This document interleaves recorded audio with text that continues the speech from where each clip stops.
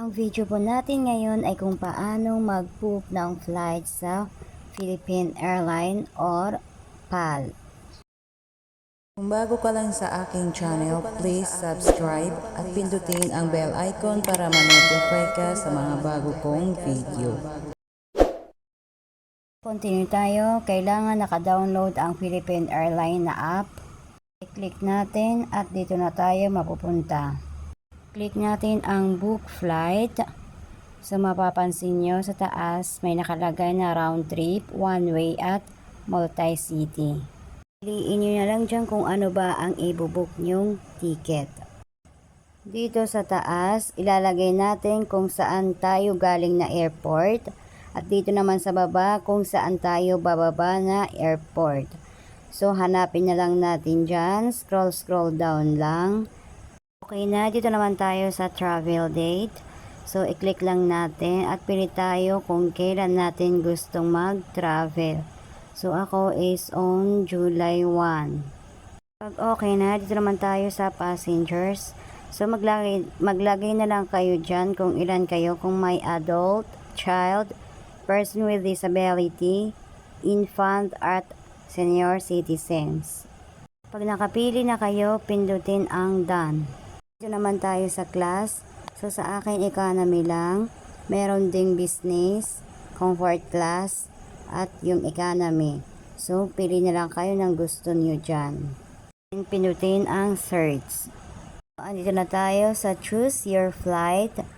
Pili na lang tayo ng oras kung anong gusto nating oras. Scroll down natin. So hanap lang tayo kung anong gusto natin. Kung ano yung swak sa ating mga budget.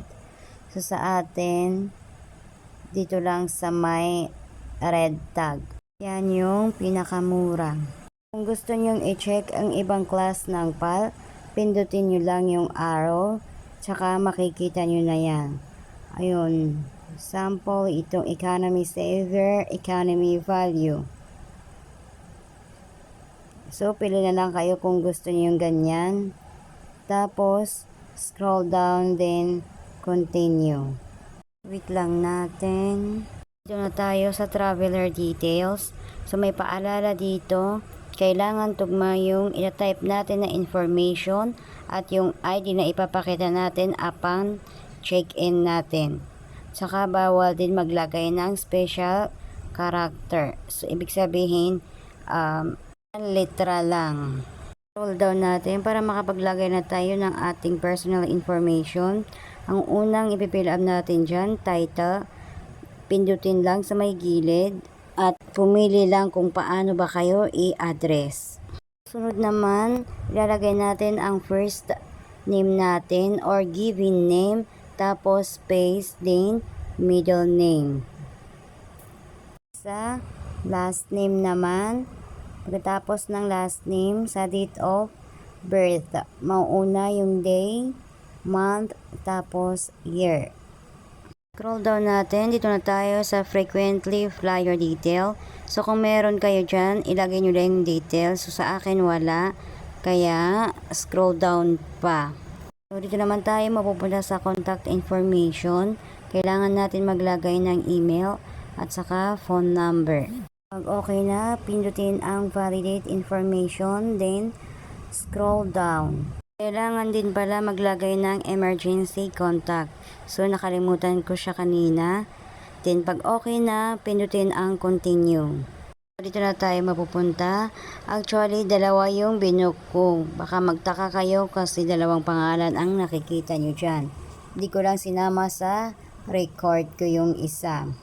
Check natin ng maayos yung information natin para sigurado pag tayo ay mag-check-in na.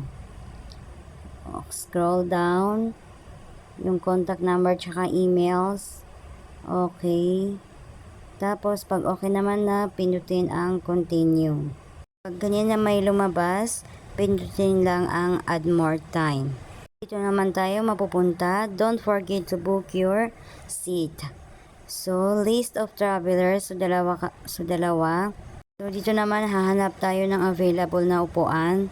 So, kung makikita nyo yung blue circle, yan yung hahanapan natin ng upuan. scroll down natin. Kung mapapansin nyo, yung may mga nakalagay na X, ibig sabihin po niyan, meron na pong mamay-ari niyan. Bawat seat po dyan, iba-iba po ang presyo. So, kung gusto nyo naman makamura, hanapin nyo lang yung mga mura dyan. Pindutin nyo lang yung may parang upuan na sign. Ayan, makikita nyo naman may 350, 200, at 250. Scroll down nyo lang para makita nyo lahat yung mga available na seat. Okay na, scroll up natin para makuhaan naman natin ng upuan yung isa.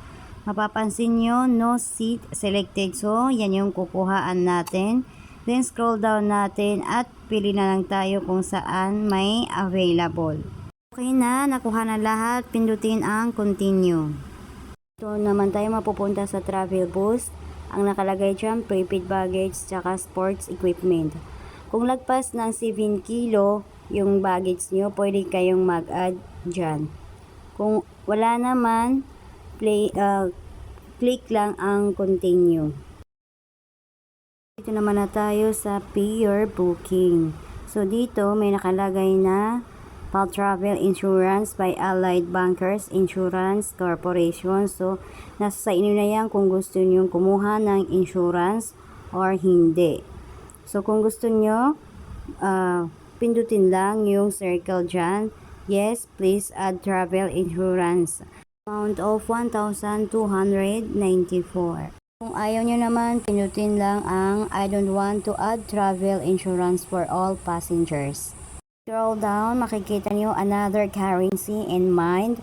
Kung may iba kayong currency, pwede nyo lang pindutin ang please select.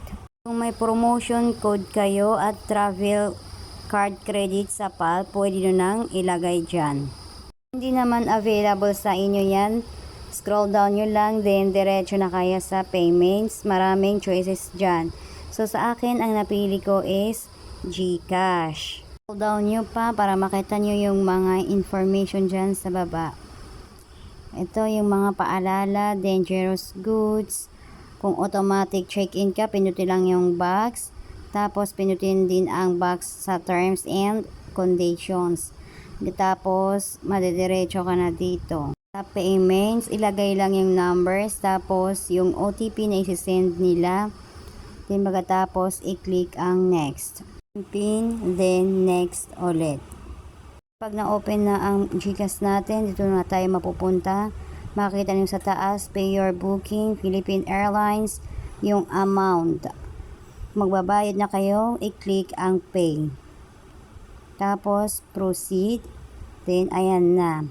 Successful na ang ating booking. So, makita nyo dyan, payment approved. So, ayan na po yung mga information dyan na nakalagay. Kabuuan ng inyong information booking, i-check nyo na lang sa inyong email kasi doon sila magsisend. So, dito na tayo sa booking confirm. Makita nyo dyan, self-service check-in. Nasa inyo na yan kung magsi-self check-in kayo. Tapos sa baba, confirmation email na isisend nila sa inyong mga email na nilagay. So, ayan yung ibang confirmation. Scroll pa down pa natin. Ayan yung summary ng ating mga binayaran. Ito na yung electronic ticket receipt natin. So, nakalagay na dyan lahat ng information. Paalala lang dapat kung anong nakasulat dyan na pangalan nyo, yun din ang makikita sa inyong ID. Out ko lang. So, ayan, makikita nyo dyan from Cagayan to Manila. Makita nyo rin dyan yung class, kung anong seat kayo. Tapos, yung kung anong oras ng departure nyo at saka arrival nyo. So, yun lamang po. Sana nakatulong sa inyo ang video na ito. Salamat!